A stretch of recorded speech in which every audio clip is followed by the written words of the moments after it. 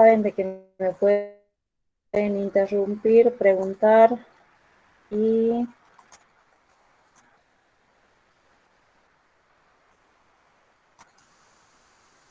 hoy vamos a comenzar. Marcelo Encina, ¿ya se vacunó? Todavía no, profe.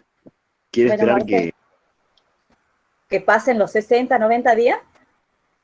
quiere esperar a que terminen las clases porque a mi hermano y a mi viejo los vacunaron y los dos estuvieron 2 días tirados ahí en cama? Sí, Así que cuando terminen las clases recién me vacunan. Una bueno, acotación, me profe, parece bien. perdón. Sí, En este caso, supuestamente se recomienda tomar 1 hora antes paracetamol y después. Yo, por ejemplo, tomé paracetamol, digamos, sin más que no presenté ningún síntoma, no tuve ninguna complicación. sí, así les dicen. No tienen que tomar alcohol tampoco. Sí, pero profe, Imagínate.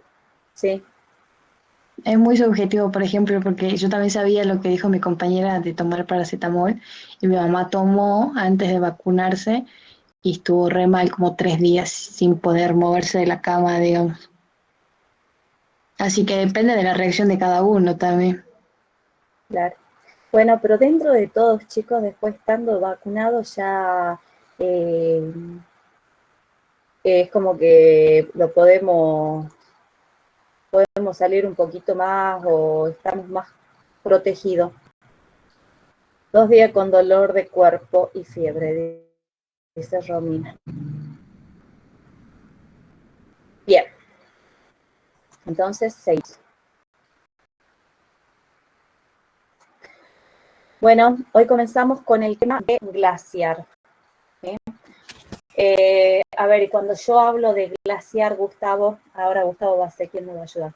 ¿Qué es el glaciar? ¿Qué es el hielo? ¿Qué dijimos que era? Es un agente morfogenético. Perfecto, ¿sí?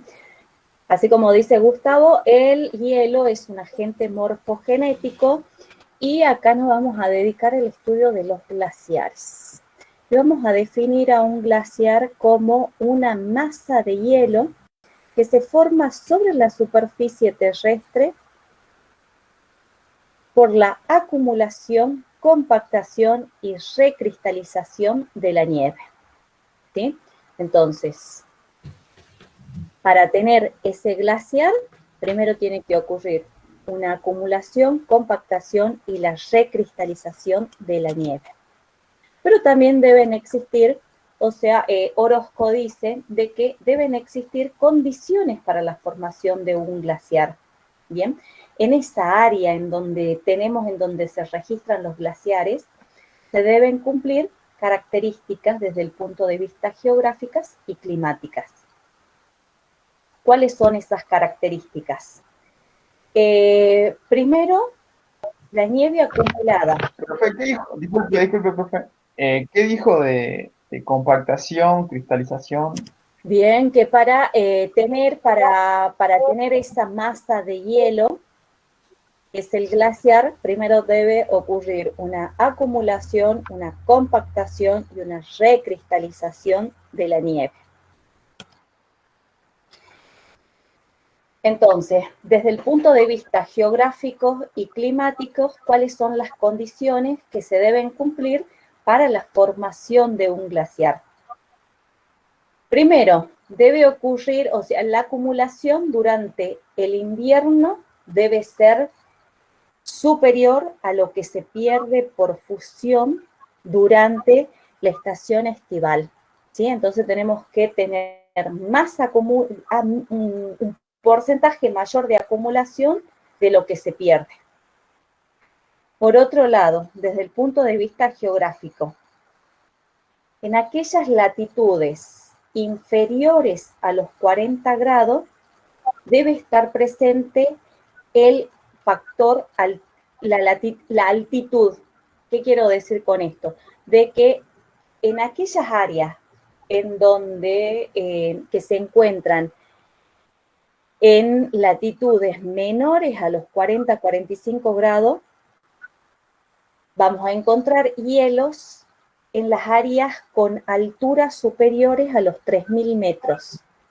¿Por qué? Porque ahí está presente el gradiente térmico. A ver, ¿alguien sabe del gradiente térmico? Disminuye 1 grado centígrado cada ¿cuántos metros? Cada 100 metros. Cada 100 metros. cada 100 metros. Bien, y ahora, en aquellas áreas que se encuentran próximas a los polos, es decir, próximas a los 90 grados, no es necesario la altura, ¿sí? Porque encontramos hielo sobre la superficie, ¿sí? Incluso por debajo del nivel del mar. Bien, y después, la acumulación de la nieve debe experimentar esos procesos de compactación y de recristalización, ¿sí? Entonces, por lo tanto, tenemos que tener en cuenta esas tres condiciones.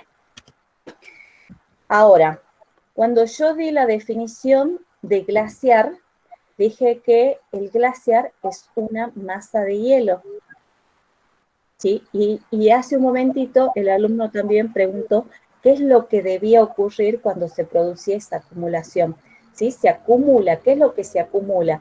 Se acumulan los copitos de hielo, de nieve, ¿sí? Esos copos de nieve se acumulan en determinados sectores de un glaciar.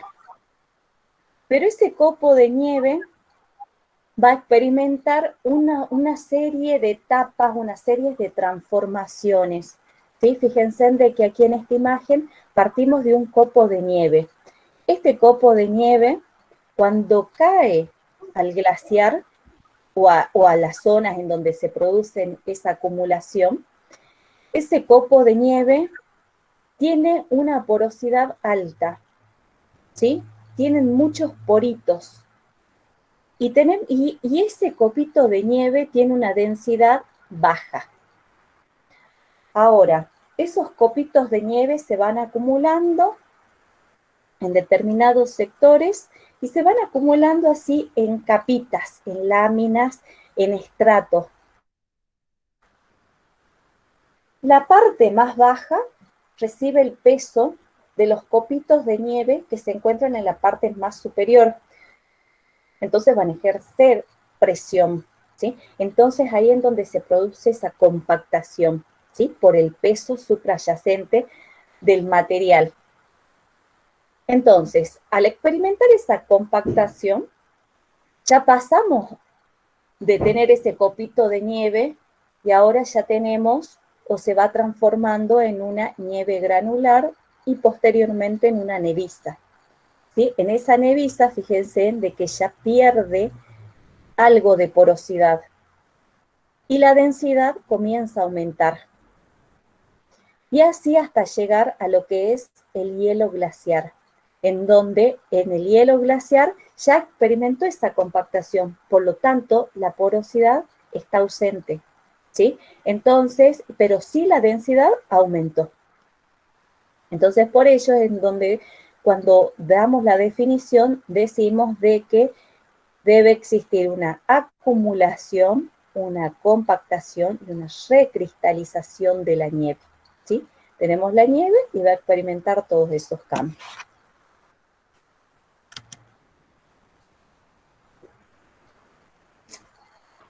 Aquí, en esta imagen, podemos observar lo que es un glaciar, ¿sí? Y en este glaciar podemos diferenciar dos partes. Tenemos una parte, fíjense de que aquí en la parte baja dice zona de acumulación, ¿sí? Y luego tenemos una zona de ablación.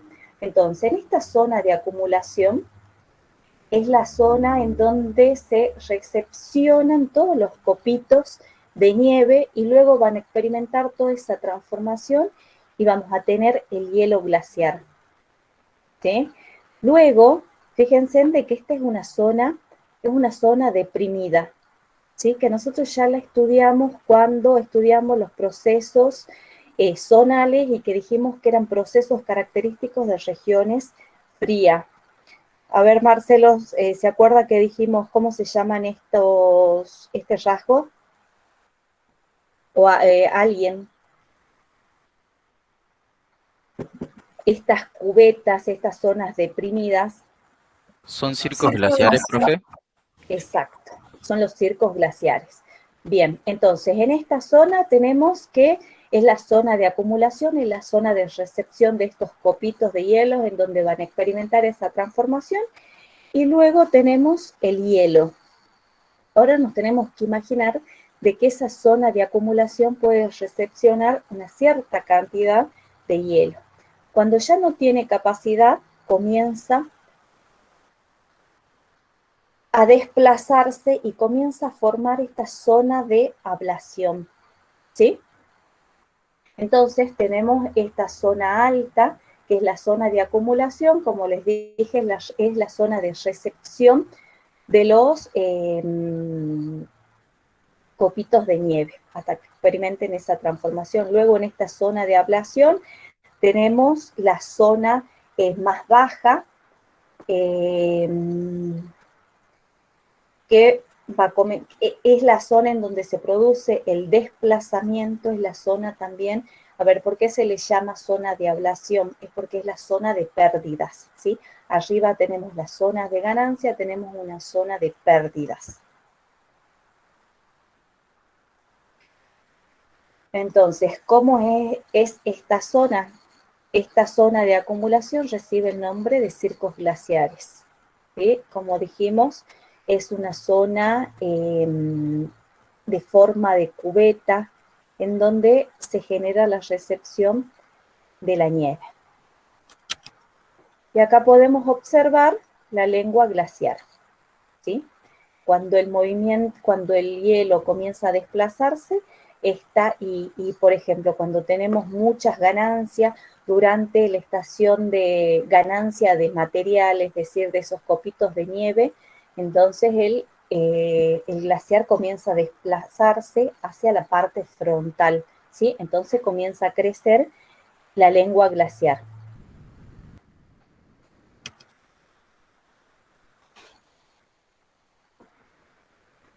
Y vamos a lo que es las clasificaciones de los glaciares. Hay varias clasificaciones y es en función a los autores. Nosotros vamos a ver dos tipos de clasificación. Una clasificación desde el punto de vista térmico, ¿sí? En donde está presente la temperatura y la temperatura del hielo. Pero, a ver, la temperatura del hielo, o cómo la podemos medir. La temperatura del glaciar es la temperatura próxima a la temperatura media del aire que se encuentra en la zona de la acumulación, ¿sí? Entonces, la temperatura de ese glaciar es similar a la temperatura media del aire que se encuentra en la zona de acumulación. Y se diferencian, de acuerdo a esta clasificación térmica, los glaciares polares o también denominados glaciares de base fría. Y en estos glaciares polares, la temperatura se encuentra por debajo del punto de fusión, es decir, de que se encuentran por debajo de los 0 grados centígrados. Por lo tanto, no hay pasaje de ese estado sólido al estado líquido, ¿sí? Entonces no hay agua, no hay material líquido. Este material líquido, si lo hubiera, favorecería el desplazamiento del glaciar. Entonces, como no hay fusión porque la temperatura se encuentra por debajo de los 0 grados centígrados, el desplazamiento y la erosión es como que están condicionadas.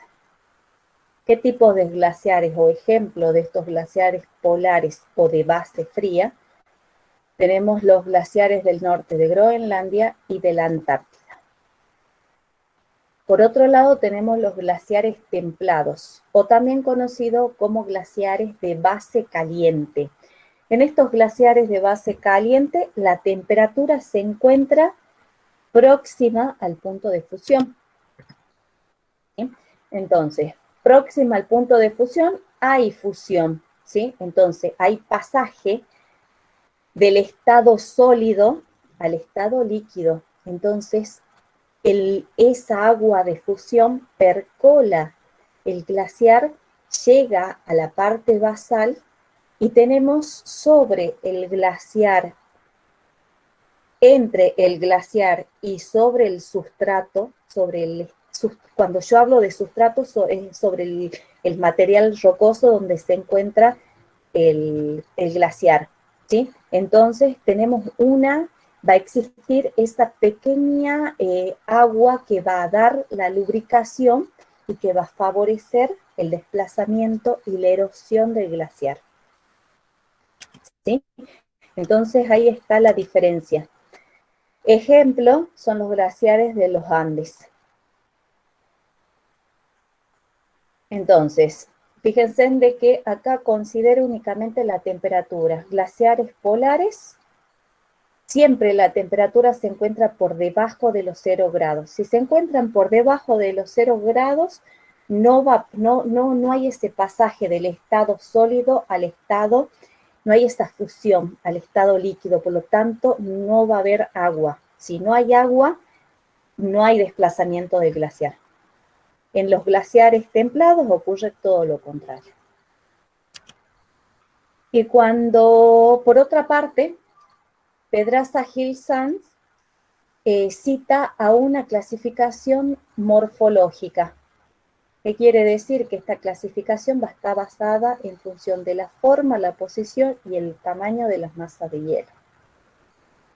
Que hoy no la vamos a ver, pero que sí se las voy a subir, porque es en función del tamaño, en donde se encuentran y listo, y ejemplo.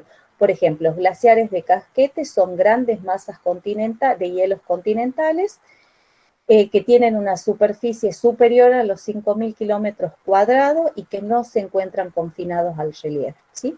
Ejemplo es la Antártida y Groenlandia. Y así van a ver ustedes. Esta clasificación yo se la subo, se la voy a escanear del libro y se las voy a subir.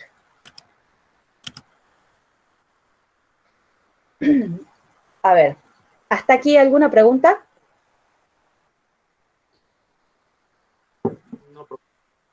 No, profe. En la profe, Sí. en la clasificación térmica se clasificaba en glaciar polar o de base fría y en glaciar templado. O base caliente. Exactamente, eso quería preguntarle. ¿Sí? Ahí la palabra, o sea, ahí sabiendo eso ya sabemos de que tenemos que ver cómo es una clasificación térmica, hace referencia a la temperatura del glaciar, si se encuentra por debajo o por próximo a la temperatura al punto de fusión del hielo. Ahora vamos a el movimiento de los glaciares. El movimiento de los glaciares se pueden dar por un desplazamiento o deslizamiento basal o por una deformación interna. A ver, recién el compañero preguntaba y hacíamos alusión a dos tipos de glaciares, de base caliente y de base fría. A ver, este deslizamiento basal, ¿cuál de los dos glaciares que estudiamos lo va a realizar? El de base caliente, Exactamente, por la fusión del agua. exactamente. ¿Quién está ahí, Gastón? Sí, profe. Amarilla, muy bien. Muy bien, entonces es el movimiento, el deslizamiento basal, es el movimiento del hielo sobre el sustrato rocoso, ¿sí? ¿Por qué se produce ese deslizamiento o desplazamiento del glaciar? Aparte de que la pendiente también va a estar presente, existe esa fusión, ese pasaje del estado sólido a líquido. Cuando yo hablo de fusión es el agua que se descongela, ¿sí? Entonces, esa agua va a percolar y llega a la parte basal, ¿sí? Entonces, entre el glaciar y el sustrato tengo esa fina película de agua que va a permitir de que el glaciar se desplace. Entonces, ese desplazamiento basal lo realizan los glaciares de base caliente. Cuando hablamos de la deformación interna, hace referencia a que el glaciar va a tener internamente una deformación, un comportamiento plástico, ¿sí? Entonces se va a mover en función de la pendiente. Siempre tiene que estar presente el factor topográfico y también vamos a tener en cuenta en esta deformación interna la acumulación, ¿sí? Tiene que estar presente el factor topográfico. Entonces, siempre que esté el factor topográfico, y acuérdense que si tenemos mucha acumulación de nieve durante el invierno, entonces va a llegar un momento en que tiene que desplazarse, ¿sí? Tiene que moverse. Es como que ustedes acuérdense, a ver, yo hace rato también a los chicos de Orán les decía, es como que si acá, miren, la parte alta es como que si acá, cuando estudiamos fluvial o cuando estudiamos el agua, con el agua de las precipitaciones, cuando caían en la parte alta, yo les decía de que el agua se recepciona en las depresiones, ¿sí? Pero esa agua se recepciona hasta un cierto punto. Cuando no podemos contener más el agua comienza a fluir, ¿sí? Entonces se produce lo que llamamos ese escurrimiento superficial. Acá también pasa más o menos lo mismo, nada más que estamos en el agua en estado sólido. Es como que si lo entendemos desde el punto de vista fluvial, acá lo tenemos que traer y es agua en estado sólido. ¿Profe? Entonces, ¿sí? Entonces, en este también, entonces, además de la pendiente, es también por el peso y presión del material acumulado, algo así. Exactamente. O sea, esta deformación interna se debe a que el hielo va a tener un comportamiento plástico, ¿sí? Y ese comportamiento plástico, ese desplazamiento, se va a ver favorecido por la presencia del factor topográfico, es decir, la pendiente, y por la acumulación del material.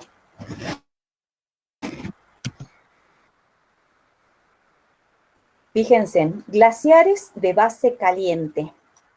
Los glaciares de base caliente son aquellos glaciares que van a experimentar el proceso de fusión, ¿sí? Es ese pasaje del estado sólido al estado líquido. El agua que se descongela, percola, llega a la parte basal y tenemos esa agua de fusión. Siempre o por lo general en el frente de un glaciar se observa una laguna o un laguito de agua. Fíjense en acá también. Y ahora, Debajo ¿sí? del glaciar, en el glaciar de base caliente, se producen como ríos. Son lagunas, lagos, se forma esa agua que es el producto de la fusión del hielo, ¿sí? Ese lubricante que viene en la parte basal que luego también, o sea, como estamos en una zona de pendiente, siempre el agua va a tender a bajar.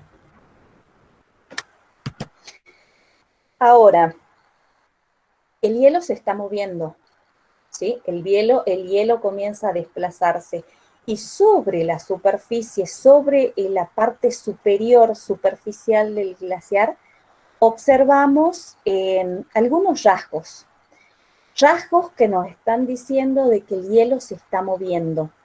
Y estos rasgos son los que llamamos fracturas o grietas, que reciben el nombre de grietas abiertas, grietas o crevaces, ¿sí? Y según la ubicación, entonces estas grietas son indicios o rasgos de que el glaciar se está moviendo. Según la posición, estas grietas reciben distintos nombres, ¿sí? Fíjense en de que aquí está el dibujito. Tenemos esta parte, la zona más alta, la zona de acumulación, la zona apical, y luego tenemos la lengua, ¿sí? Entonces, acá yo les representé los tipos de, no les representé, la saqué del libro, ¿no? Las crebases marginales, ¿sí? Crebases marginales.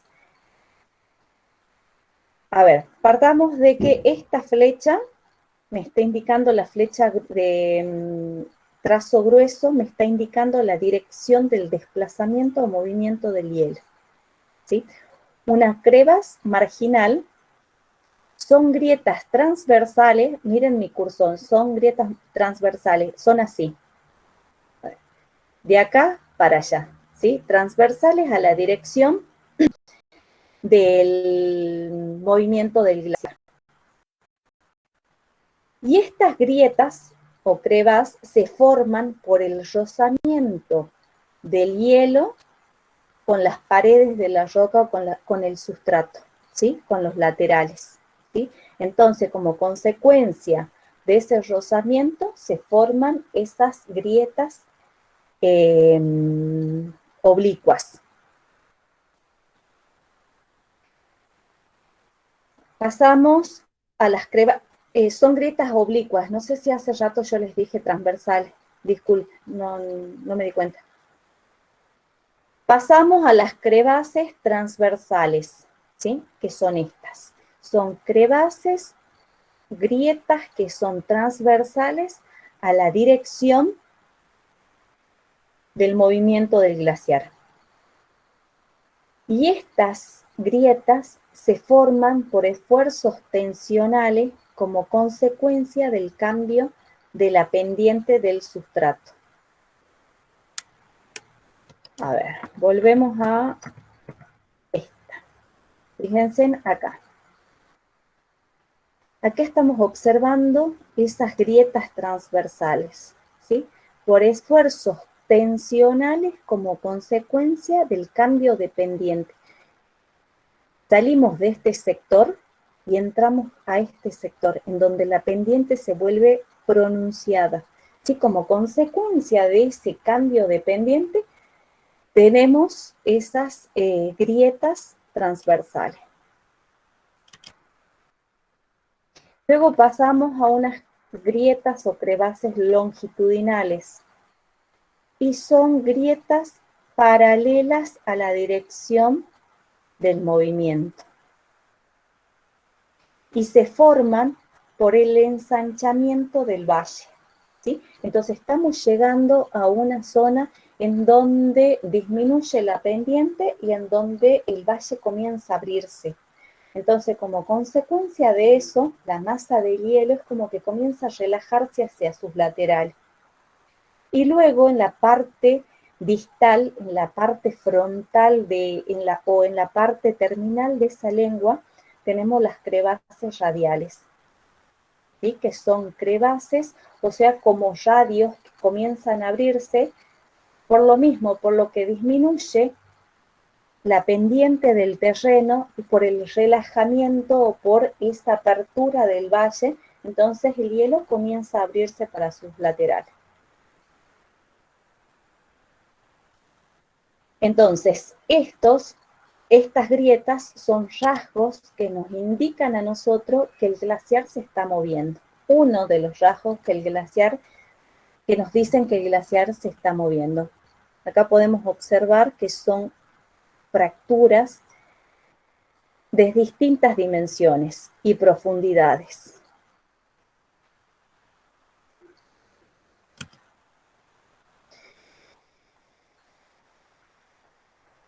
También se conoce la grieta que se encuentra en la parte superior, en lo más alto de un glaciar, es la rimalla. La rimalla es esa grieta que nos está indicando, es como que el glaciar se está despegando, comienza a moverse. Entonces se observa esa fractura, es la primera fractura que se observa en la parte superior. Entonces conocemos, por una parte, esa fractura, esa grieta en la parte superior que recibe el nombre de rimaya. Y luego tenemos las grietas o las crevases que según su ubicación reciben distintos nombres. Profe, ¿esa ¿Sí? rimalla se podría asimilar a la... A las oblicuas no, a las grietas, a las crevases marginales no. No, ¿Por a qué? la Porque superficie de despegue, decía yo, de los algo movimientos así, tectónicos. sí, Bien, es lo que es la donde inició el separación, movimiento. es la separación, exacto, ¿sí? Bien, Es como que el glaciar se separa de la parte de arriba porque comienza a moverse. bien. Entonces, como nos decía hace ratito Gustavo, el hielo es un agente morfogenético que a través de diferentes mecanismos realizan los procesos de erosión, de transporte y de depositación, ¿sí? Así como estudiamos el agua, que también el agua es el agente morfogenético que realiza la actividad de erosión, de transporte y de depositación, acá tenemos que hacer exactamente lo mismo. Tenemos que estudiar de la misma manera. Y cuando hablamos de erosión glaciar, esa erosión glaciar se realiza por dos mecanismos. Uno de los mecanismos, algunos autores los citan como arranque y transporte, y otros autores únicamente lo nombran como arranque. Vamos a leer la definición y después la vamos a explicar y la vamos a entender, ¿sí? Dice de que el arranque y transporte se refiere al efecto de arranque que tiene lugar cuando el hielo en movimiento se solidifica sobre el sustrato rocoso, arrancando un bloque que a continuación es transportado por el mismo. Entonces, el hielo se está moviendo, ¿sí? El hielo se está moviendo. Dice de que nos acordemos que los glaciares, a ver, si el hielo se está moviendo, estamos en presencia de glaciares de base caliente, ¿sí? Que tenemos en la parte basal agua, ¿sí? Que lubrica y que hace que ese hielo se mueva, ¿sí? Entonces, el hielo se está moviendo y tenemos que en la parte basal tenemos esa agüita que se va a introducir en las grietas del sustrato, ¿sí? Entonces se introduce en alguna grieta del sustrato y esa agua se solidifica. Según la definición, el agua esa pasa al estado sólido, pero como el hielo estaba en movimiento, entonces, ¿qué es lo que hace? Esa agua que se solidifica sobre las grietas va a ser palanca y va a hacer de que la parte de adelante del sustrato sea arrastrada, ¿sí? Entonces, se separa ese sustrato, no es el sustrato, se separa el bloque del sustrato y ese bloque va a formar parte de la carga o el material que transporta el hielo. ¿Me han entendido? ¿Se pudo entender algo? No, profe. El Dice, bloque a que ver, se arranca es de sustrato, profe. claro, miren, dice, se refiere al efecto de arranque, se arranca, el efecto de arranque que tiene lugar cuando el hielo en movimiento se solidifica sobre el sustrato rocoso. A ver acá, estamos en este sustrato rocoso, el hielo sigue este movimiento. Ustedes imagínense que por encima de este sustrato rocoso se viene desplazando el hielo, ¿sí? Entonces, en la base del hielo tenemos agua. Esa agua es el agua que lubrica y que facilita ese desplazamiento, ¿sí? Entonces, ahora acá, fíjense, de que acá tengo una grieta. El agua se introduce en esa grieta, ¿sí? Esa agua introducida en la grieta se solidifica, ¿sí? Entonces, se solidifica y forma parte del hielo, ¿sí? Que estaba en la parte del hielo glaciar. Ahora, como el hielo se está moviendo, está haciendo este movimiento, este bloque que está acá va a ser separado del sustrato, va a ser arrancado. ¿Sí? Es como que hace ese efecto de palanca. Entonces, ese material, este bloquecito que ha sido arrastrado por el glaciar, va a formar parte de la carga, del material que transporta. ¿Ahora me han entendido? Profe, sería como que el hielo al congelar, el agua al congelarse es como que une este bloque con el cuerpo del glaciar. Exactamente. Entonces el cuerpo como que quiere acompañar el movimiento. Aparte yo imagino que esta agua que se introduce en las grietas, al expandirse, al congelarse, también genera Hace nuevas presión. fisuras. Genera nuevas Así, fisuras. exacto. Ujú. Esa agua que se introdujo en las grietas ya va a formar parte de ese glaciar, entonces todo se mueve y como está todo a favor de la pendiente, se lleva ese bloque con el glaciar, ¿sí? Entonces luego ese bloque ya vamos a ver que va a formar parte de la carga del glaciar. ¿Los otros alumnos entendieron? Sí, sí, profe. Sí, profe. Sí, profe. Sí, profe. Bien. Sí, profe. Ahora, Sí, profe. perfecto. Ahora vamos a lo que es abrasión. Y ahora nos volvemos a la clase pasada y acuérdense de que cuando estudiamos fluvial, yo les hice un grafiquito así casero que les hice el lecho del río, estaban las márgenes y la parte basal. Hice el agua y también les hice dos roquitas, ¿sí? Que les dije de que esas rocas, ese fragmentito que era la carga que transportaba el agua, tenían que ser más duros que las paredes de los laterales. ¿Por qué? Porque esos fragmentos, esos detritos, generaban esa erosión, ¿sí? Generaban esa erosión, la fricción. Acá estamos hablando exactamente de lo mismo. Dice, miren, abrasión se debe al efecto de rozamiento de los detritos que son transportados en la base de la masa del hielo, ¿sí? Es el rozamiento del detrito, es el rozamiento del material que transporta el hielo sobre la base, sobre el sustrato.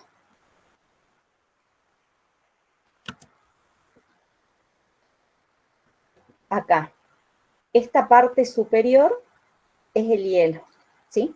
Tenemos que imaginarnos que este hielo transporta material. Vamos, adelantemos. Miren, el hielo. Acá tengo el hielo y el hielo transporta material. Así como estudiamos nosotros la parte fluvial, que el agua transportaba material sobre el flujo del agua, que era el material que iba flotando, después teníamos material que iba suspendido y después teníamos el material de fondo, ¿sí? Acá en el hielo es exactamente lo mismo, ¿sí? Entonces, este material o el material que está siendo transportado por el hielo va a generar esa fricción sobre el sustrato. Entonces, es ahí en donde se produce la erosión. ¿Entendió? Profe, ¿y este mecanismo también es entonces de los glaciares de base caliente? Justamente porque hay movimiento o puede Hay aparecer. movimiento, porque hay movimiento, Bien. ¿sí? Ahora, ya sabemos los mecanismos, ¿sí? Ya sabemos esto, la forma, los mecanismos que se produce esa erosión. Y yo les dije de que en geomorfología tenemos que llegar hasta el rasgo, hasta la forma resultante, hacia lo último, que es la geomorfología. Entonces, acá como consecuencia de esta erosión, tenemos lo que se llama una roca aborregada, ¿sí? La roca aborregada son grandes rocas en donde podemos diferenciar un área, una zona de menor pendiente. Y esta zona de menor pendiente es una zona que posee o que está pulida, ¿sí? ¿Por qué? Por ese efecto erosivo del hielo, ¿sí? En esta zona de menor pendiente, aparte de tener ese pulido, también se pueden observar algunas estrías. Y por otro lado, tenemos el área, otra zona, que es una zona que está caracterizada porque tienen esa superficie irregular, está fragmentada, está escarpada como consecuencia del arranque y transporte. Bien. A ver, el hielo, acá el hielo se iba desplazando, ¿sí? Entonces genera un tipo de erosión que es el transporte y arranque. Como consecuencia tenemos la roca aborregada. Pero también por abrasión podemos encontrarnos otros rasgos, que son, por ejemplo, las estrías, son las acanaladuras y son los pulidos, ¿sí? Las estrías son microincisiones de longitudes que pueden estar próximas a 1 metro, pero son de escasa profundidad y de sección muy pequeña, ¿sí? Son apenas microincisiones. ¿Por qué se produce esto? Porque el hielo está cargado de detritos. Entonces, cuando comienza a desplazarse, ese glaciar con las partículas generan la abrasión, ¿sí? Como consecuencia de esta abrasión tenemos estas estrías. Pero ese glaciar también puede transportar bloques de mayor tamaño. Entonces, sobre la superficie del sustrato observo acanaladuras, que también son depresiones que tienen mayor profundidad, que son un poquito más anchas, a comparación de las estrías. Y por último tenemos estos pulidos, ¿sí? Son pulidos que se observan sobre la superficie, como consecuencia de la erosión. Pero no son los únicos rasgos que se observan productos de la erosión. También tenemos lo que llamamos los horns, las aristas y los circos. Los horns son picos piramidales de 3 a 5, se forman por la yuxtaposición de circos, que pueden ser por 3 o por 5 o quizás más 5 glaciares.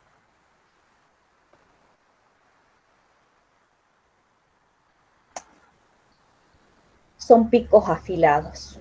Luego tenemos las aristas, y las aristas son estas crestas, se las llaman crestas o se las definen como crestas sinuosas de bordes agudos. Y por último tenemos los circos glaciares. Los circos glaciares son esas depresiones o cubetas son semicirculares y con laderas empinadas o abruptas. Por último, tenemos los valles glaciares. Los valles glaciares, a ver, en este valle glaciar quiere decir, este es un valle glaciar y tiene forma en U. Cuando estudiamos nosotros la parte fluvial, nosotros en la parte fluvial vemos de que por el sector en donde se desplaza la corriente de agua, tiene un perfil en B, ¿sí? Es en B. En cambio, en el sector en donde se desplaza el glaciar, cuando se retira el glaciar, observamos una morfología similar a esta, ¿sí? Que tiene en perfil una forma en B. ¿Qué quiere decir? O cuando yo les pida cuál es la diferencia entre el poder erosivo del agua y del hielo, ahí está, es que el hielo tiene un poder erosivo superior al agua, en donde se visualiza en el valle en B de los glaciares y en el perfil en B del agua. ¿Hasta ahí estamos bien?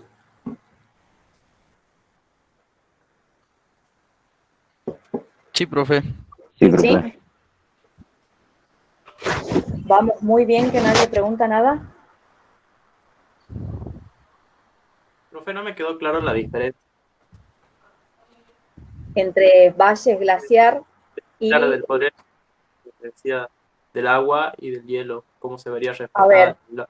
ver, es el poder erosivo que tiene un agente y el otro, ¿sí? Entonces, eso se ve reflejado en el sector donde se desplaza. Fíjense en de que aquí, esto es un sector en donde se desplazó el hielo. Entonces, se desplaza el hielo y ese hielo generó erosión, ¿sí? Como consecuencia de esa erosión, tenemos un relieve de forma que posee un perfil en forma en B. Esta es la B, ¿sí? En cambio, cuando nosotros estudiamos la dinámica fluvial, en una de las diapositivas, ustedes observaron, o yo les mostré, de que el perfil del agua del curso fluvial era en B, ¿sí? Entonces, el agua quiere decir de que acá, al ser en B, no generó mucha erosión hacia los laterales. Por lo tanto, yo puedo decir de que el glaciar tiene un poder erosivo superior que el agua.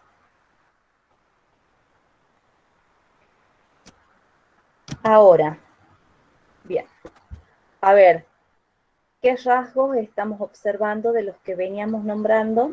Es Celina,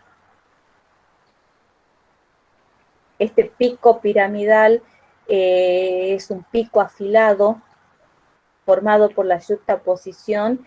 Cuando yo digo yuxtaposición de 3 o de 5 circos, es que en este sector tengo un circo glaciar. Acá tengo otro circo glaciar y por detrás tenemos otro. Celina, ¿qué rasgo estoy observando acá?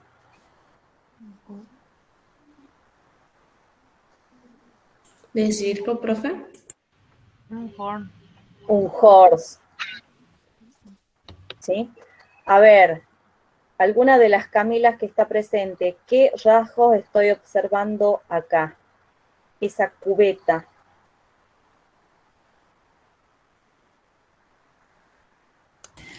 ¿Un circo glaciar? Perfecto, un circo glaciar. Marcelo Encina, ¿qué estoy observando acá? Una sucesión de circos glaciares. Exacto. A ver, alguien, Elena, ¿qué observamos acá?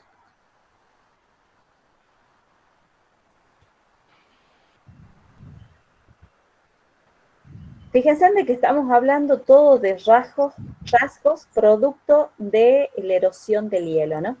Acá. Una roca borregada. Una roca Exacto. borregada. Perfecto. ¿Y acá? Aristas.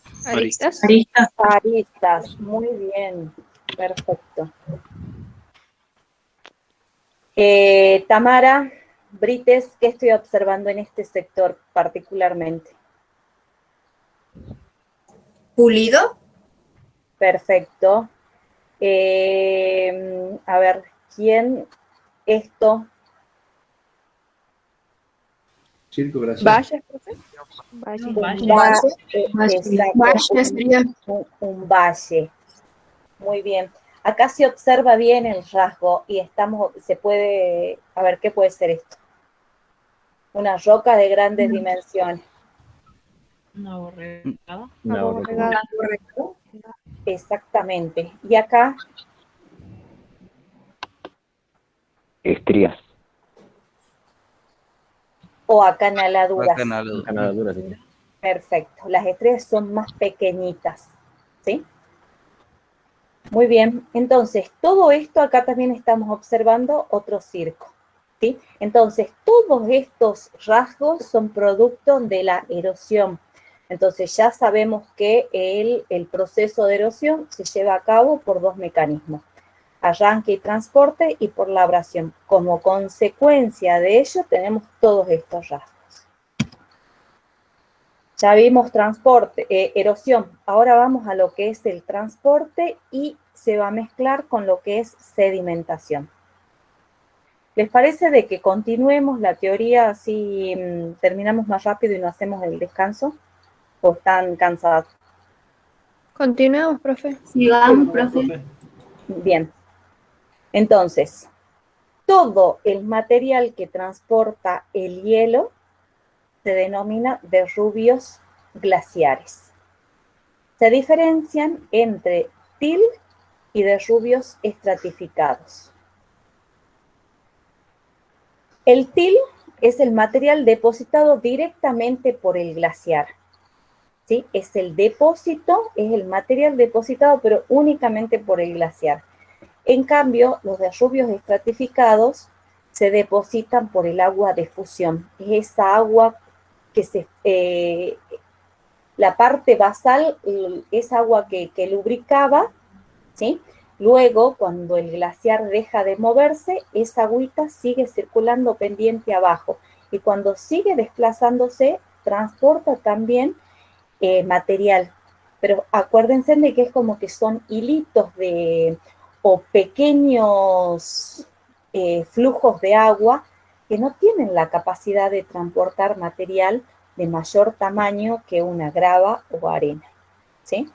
Entonces, el til es el material no seleccionado, es ese bloque, es material de distinta granulometría, ¿sí? Puede ser material grueso, material fino, y tampoco cuando se deposita, o sea, sigue ese orden. Por eso acá, o sea, no aparece la palabra estratificado. Es como que el glaciar tiene la capacidad de transportar material de gran tamaño, de pequeño tamaño, y el material está en toda su masa. Puede ir también por arriba, por abajo, y cuando se deposita, y el depósito queda así todo desordenado. Fíjense en de que acá dice no consolidado.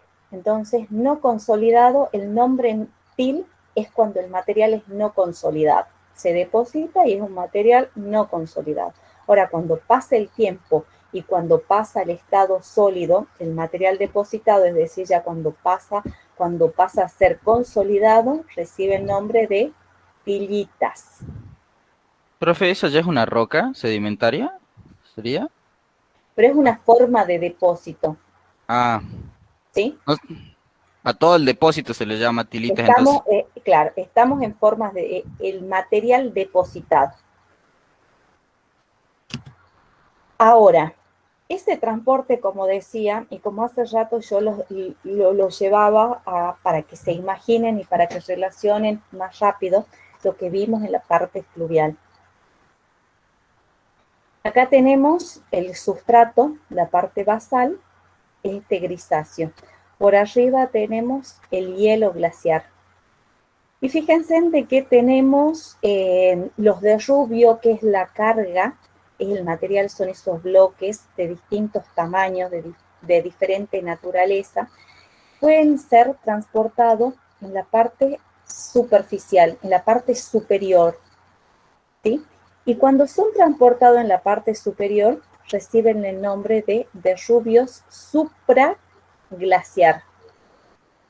Aquí está representado tras un corte. A ver, pero el glaciar también en el interior de su masa también transporta material. Entonces, ese material recibe el nombre de derrubios en glaciares. Y en la parte basal es lo mismo, también transporta material. Y el material recibe el nombre de derrubios subglaciares. A ver, recordemos, a ver, Gustavo me va a ayudar. Cuando estudiamos la parte fluvial, si tenemos que representar esto en la parte fluvial, ¿es igual o sea, se asemeja, sí o no? Sí. A ver, cuando estudiamos en la parte fluvial, había cómo iba transportado el material, era por Flotación. Exactamente, ¿sí? Y dijimos que, a ver, ¿quién iba por flotación? Eran los restos de materia orgánica. Materia ¿sí? orgánica y el transporte estaba influenciado por 3 factores: el tamaño, el peso y la forma. Exacto. Bien. Tamaño, peso, bien. Ahí es cuando hablamos únicamente de agua, ¿sí? A ver, ahora cuando pasamos a lo que es hielo, el hielo tiene mayor capacidad de transporte, ¿sí? Entonces, aquí en su masa puede transportar material grueso. A diferencia de lo que pasaba con el agua, que únicamente en el interior del agua transportaba, ¿qué tipo de material, Gustavo? ¿De tamaño qué? El tamaño arena. Exacto. Por saltación se transportaba. Y si no, los granitos más pequeños por limos y arcilla. ¿sí? Y en la parte basal también era en función de la forma, del tamaño de esa grava, ¿sí? Si era redondita, iba transportando por rodamiento. Si era plana, desplazamiento basal. Bien, acá también el material es transportado de esta manera. Y fíjense de que arriba dice que el transporte sigue una modalidad activa o sigue una modalidad pasiva. ¿Qué quiere decir que sea de una modalidad activa? Quiere decir de que el material que es transportado por el hielo va a estar afectada por tensiones de arrastre, de roce y de empuje, ¿sí? Va a estar afectada por acciones de arrastre, de roce y de empuje. ¿Qué quiere decir esto? Que este material va a experimentar algo de modificación en la forma, por ejemplo, en el tamaño, ¿sí?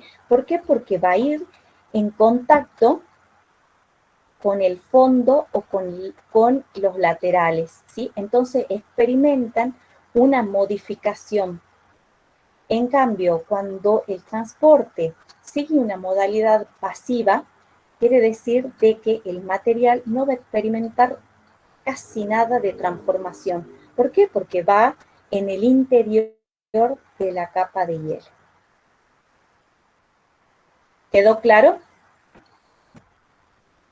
¿Puede volver a repetir las dos modalidades? ¿Puede repetir? Profe, la modalidad. Sí.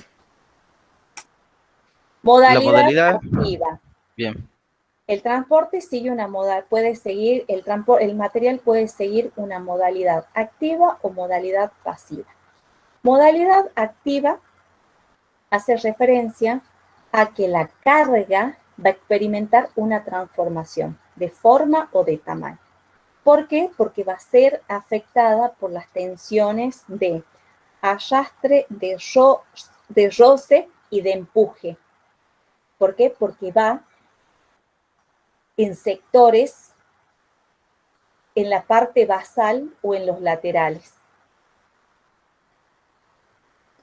Experimenta esa erosión. Como la abrasión en fluvial, digamos. Es como que todo lo tenemos que ir relacionando. Y la fricción. Exacto. Pero acá, ¿qué es lo que se modifica? A ver, acá se modifica el material. Entonces estaríamos como relacionando lo que nosotros en la parte fluvial estudiamos como atracción. ¿Sí? El material que se transporta experimenta una modificación. ¿Sí? Porque va rodando, o sea, se va por la fricción que experimenta ese material sobre la base, sobre el sustrato. En cambio, una modalidad pasiva el material, la carga, no experimenta ningún tipo de transformación. No sé quién está con el... Profe, entonces la modalidad pasiva es característica en derrubios supraglaciares y subglaciares, mientras que la Exactamente. pasiva en las Más englaciares. característica en los englaciares. Bien. ¿Sí? En cambio, la pasiva va a ser en la parte basal.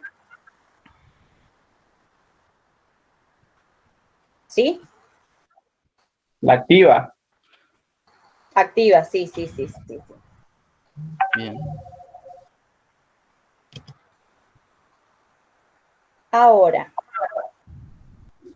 como consecuencia de esas formas constituidas por til, Profe, perdón, no puedo escuchar porque Alexis tiene el micrófono prendido y hace eco.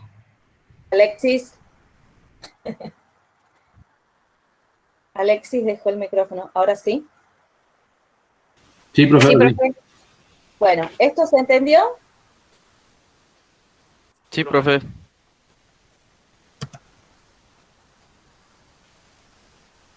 Bien, entonces, hasta acá veíamos cómo se transportaba el material. Ahora el material ya se transportó y ahora se tiene que depositar, ¿sí? Entonces se deposita y tenemos formas resultantes de la depositación. Y teníamos que el material transportado, por una parte, eran los til y los derrubios estratificados. Comencemos por los tils. Y las formas resultantes de la depositación son las morenas y los drumlins. Así como en la parte fluvial, antes hablábamos de los conos fluviales, ahora acá tenemos que hablar las formas de depósitos productos del hielo, ¿sí? Entonces, por un lado tenemos las morenas o morrenas y los drumlins. Las morenas, según Tarbuck, son acumulaciones de material heterogénea, carente de estratificación, que es transportado y depositado por el glaciar. Reciben diferentes nombres en función de la posición respecto al hielo del glaciar. ¿Sí? Entonces, como están constituidas por tils, es ese material heterogéneo, no posee esa estratificación, es transportado, se deposita, ¿sí? Es como, está todo desordenado. Según la posición, reciben distintos nombres. Por un lado tenemos las morenas laterales, tenemos morenas centrales, tenemos morenas de fondo y también tenemos morenas frontales. Ahora vamos una por una. Fíjense en acá. Tenemos las morenas laterales. Morenas laterales que se ubican en la parte superficial del glaciar, en las márgenes, ¿sí?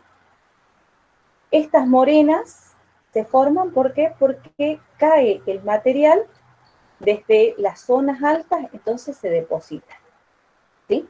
Entonces tenemos estas morenas laterales. Son morenas superficiales y se encuentran en las márgenes. Ahora, fíjense de que acá tengo una morena lateral, ¿sí? Acá tengo una lengua glaciar. Por acá viene bajando otro glaciar. Entonces, en este sector yo tengo esa morena lateral, ¿sí? Esa morena lateral que está constituida por ese material denominado til, que es heterogéneo. Bien, ahora cuando dos lenguas glaciares se unen, fíjense de que acá tengo una y acá tengo otra. Esas morenas laterales se unen y forman una morena central. A ver si la podemos observar mejor acá. Fíjense en acá. Acá tengo un glaciar, acá tengo otro glaciar. Acá tenemos una morena lateral, ¿sí? Por este sector aparece otra morena lateral. Cuando se unen esos dos glaciares, esas dos morenas laterales van a formar una morena central. Entonces, la morena central no es nada más ni nada menos que la unión de dos morenas laterales. Luego tenemos una morena frontal, ¿sí? La morena frontal se forma en el sector frontal del glaciar, ¿sí? Formada, es más, tenemos que saber en dónde se encuentra ubicada. Ya sabemos que está constituida por til, y ese til es ese material heterogéneo que carece de estratificación. Ahora, en la parte basal también dijimos de que se transportaba el material. Entonces, todo ese material que se encuentra en la parte basal es la morena de fondo. ¿Cuándo lo observo yo a la morena de fondo? Cuando se produce el retroceso del glaciar. Cuando se produce ese retroceso, es decir, de que este glaciar no tenemos mucho aporte, entonces el glaciar no avanza, entonces el glaciar comienza a retroceder. Volvemos a una imagen, a la primera imagen que vimos. ¿Hasta ahí me van siguiendo? Profe, entonces esas morenas laterales se forman por ese material no consolidado, digamos, directamente. La morena lateral es una forma de depósito. Sí. Esa forma de depósito, ¿por qué está constituido? Por Material. til. Por el til. Así como nosotros cuando estudiamos la parte fluvial, era cuando estudiábamos los conos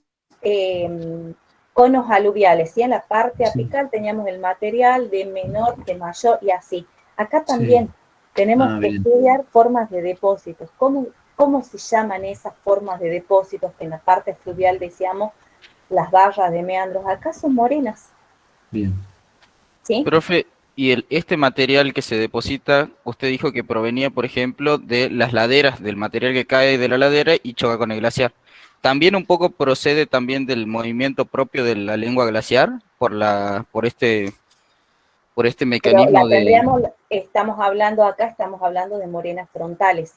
¿Sí? No, pero las laterales. Las laterales del aporte de las vertientes de los laterales, ¿sí? Porque se depositan y aquí sobre la parte superficial también puede existir ese proceso erosivo y pueden venir, pero de las márgenes del sustrato. Bien, ¿Sí? Bueno, observemos esta imagen. Fíjense en de que acá tenemos esta lengua glaciar y acá tengo una morena frontal, ¿sí? Esta morena frontal me está indicando hasta dónde o hasta qué punto un glaciar avanzó, ¿sí? Porque, supongamos que un año tenemos mucha acumulación de nieve, ¿sí? Se produce la compactación, la recristalización y avanza el glaciar, ¿sí? Entonces avanza y todo lo que encuentra en su paso se lo lleva. Es como que si estoy pasando un escobo, un haragán, yo paso eso y la basura la dejo hasta donde pasé el haragán. Ahora acá también el glaciar se desplaza y es hasta el máximo de su desplazamiento, yo puedo observar una morena frontal, ¿sí? Fíjense de que acá hay una diferencia. Entonces, esta diferencia me está diciendo que el glaciar está en proceso de retroceso, ¿sí? Que no hubo mucha acumulación. Entonces, estamos en retroceso. El glaciar está retrocediendo. El glaciar retrocede y en la base se observan esas morenas de fondo. ¿Sí? Es el material que venía trayendo en la parte basal. Fíjense en de que acá clarito se observa. Las morenas, acá va a venir una morena lateral, otra morena lateral, se unen, porque acá tengo una lengua, por el otro lado tengo otra lengua, y este sector que marroncito, que es negrito, que se asemeja a lo que es el sustrato, es el material, es el til. Entonces, como se ubica en la posición central, por la unión de esas dos lenguas, tenemos la morena central. Profe, ¿y la morena frontal solo se denomina la última morena que se formó? Por ejemplo, si hay otro periodo de deshielo, ¿se forma No, otra porque morena? podemos tener una sucesión de morenas. Y ahí esa sucesión de morenas también es otro indicio o indicativo de lo que está pasando exactamente con el glaciar. Bien. Es como que las morenas también nos están indicando lo que está pasando con el cambio climático, por ejemplo. Profe, ¿cómo es que el glaciar retrocede? Ya lo vemos en un momento. Ya lo explicamos eso en un ratito. Bueno, profe. Acá tenemos entonces, podemos observar morenas frontales o terminales, ¿sí? En la parte frontal del glaciar. Se produce la retirada del hielo. Si yo si agarro una imagen satelital y analizo una zona, y si es en esa zona hubo actividad glaciar, seguramente vamos a observar estos cordones en los laterales. Esos cordones son las morenas, ¿sí? Con el paso del tiempo se produce lo que hace rato Gastón decía, si está consolidada o no está consolidada, ¿sí? Entonces, con el paso del tiempo ya comienza a solidificarse, a consolidarse. Miren acá en esta imagen, aquí se ve clarito, las morenas laterales, una frontal.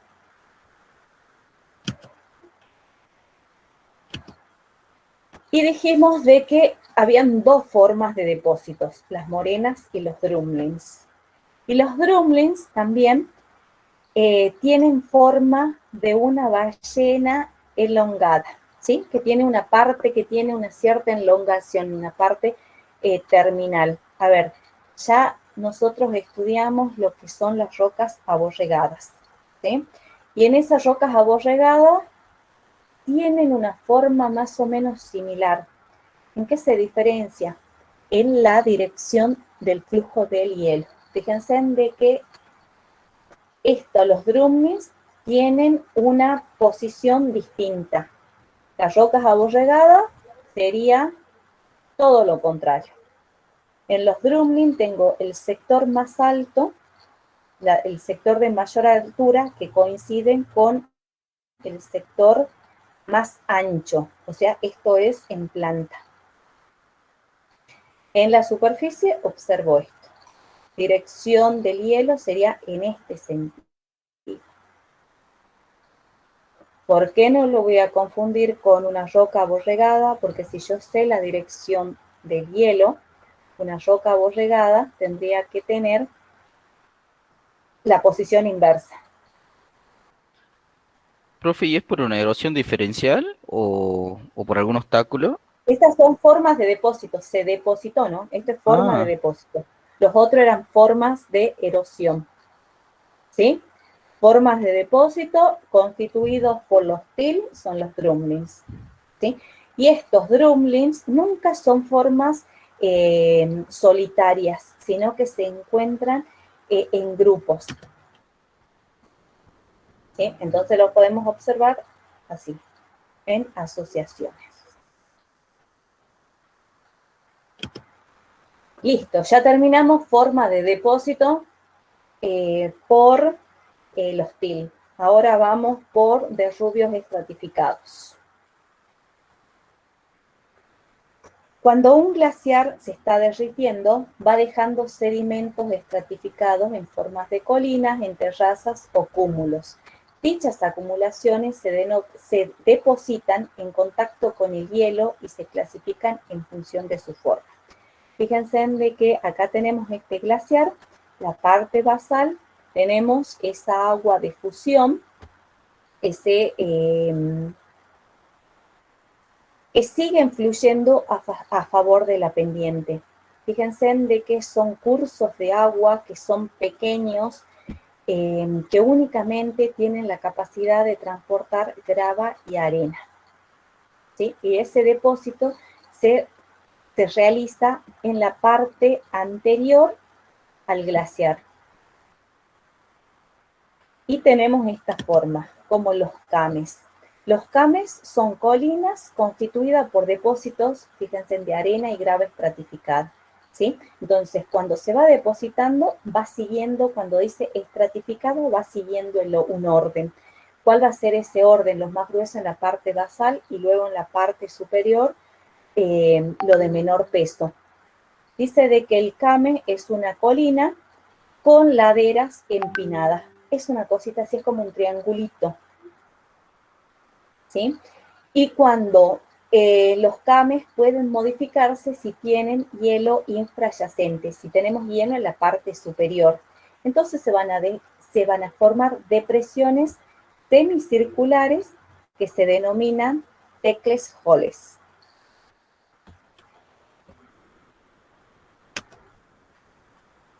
Luego están los eskers, que son crestas largas, estrechas y sinuosas, compuestas fundamentalmente por arena y grava, ¿sí? Entonces, según la forma, ¿cómo es la forma? Si son esas crestas alargadas, estamos en presencia de esker.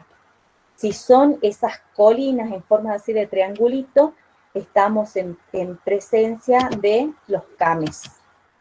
Y si en el came, cuando tenemos hielo infrayacente, se baja, hay una depresión, entonces estamos en presencia de las terrazas. A ver, creo que Tamara era la que preguntaba cómo sabemos si un glaciar está avanzando o está retrocediendo. Y lo vamos a saber cuando estudiemos el balance de un glaciar, ¿sí? ¿Y qué es el balance de un glaciar? Es la diferencia entre la acumulación y la ablación en un glaciar en un año. Es lo que se llama el balance neto. Entonces, ese balance de glaciar es la diferencia entre lo que se gana y lo que se pierde en un año. ¿Sí? ¿Podría repetir, profe? Es que tengo poca memoria. Bueno, la diferencia entre la acumulación y la ablación para un glaciar es lo que llamamos un balance neto, ¿sí? Ese balance puede ser positivo, puede ser negativo o puede ser cero o nulo, ¿sí? A ver, ¿cuándo va a ser un balance positivo? Un balance va a ser positivo cuando tengamos mayor acumulación que pérdidas por ablación, ¿sí? Un balance va a ser negativo cuando tengamos mucha pérdida y nada de ganancia.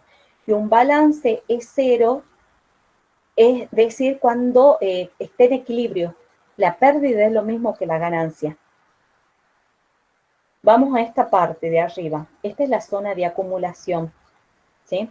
A ver, si nosotros en un año tenemos muchas ganancias es decir, que vamos a tener mucha acumulación y esa acumulación va a ser por una precipitación sólida, puede ser por avalanchas, entonces vienen de los laterales y le aportan material a esta zona. El hielo también hace algo de acción que va a llevar el material, esos copitos de nieve y lo va a depositar en esta zona.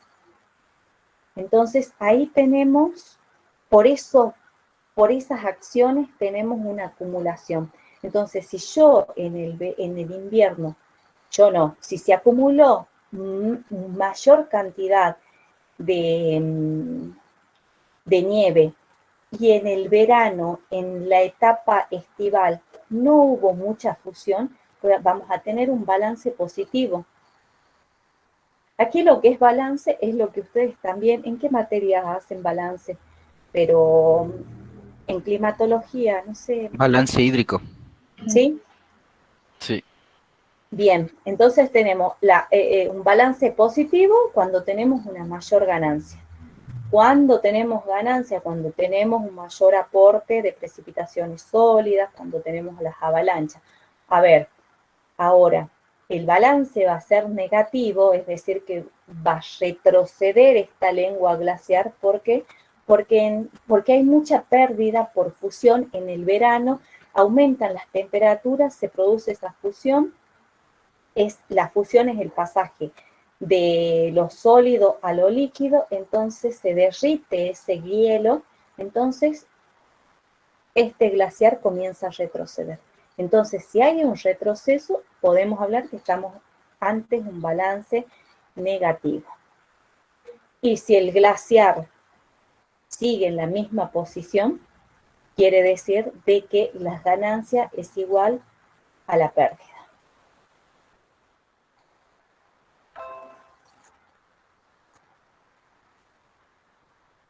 Y así llegamos al final